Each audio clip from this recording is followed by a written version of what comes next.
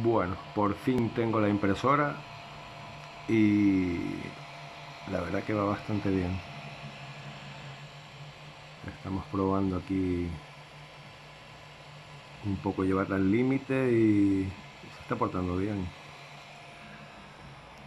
Un poco de chatarrilla ya hecha.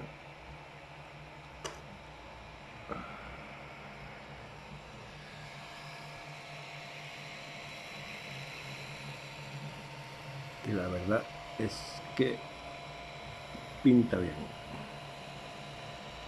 Pinta bien.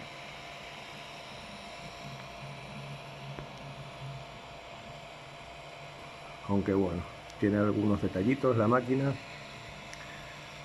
Cosas de China, pues siempre es conveniente revisarlo todo antes de empezar. Y tenía sus cositas y bueno, y seguramente habrá alguna más todavía, pero está bien. La verdad que la maquinita no me ha defraudado. De momento estoy muy contento con ella.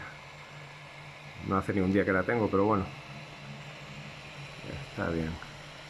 La calibras y la mesa está bastante plana, todo bastante bien. Algunos detallitos sí tenía, que bueno.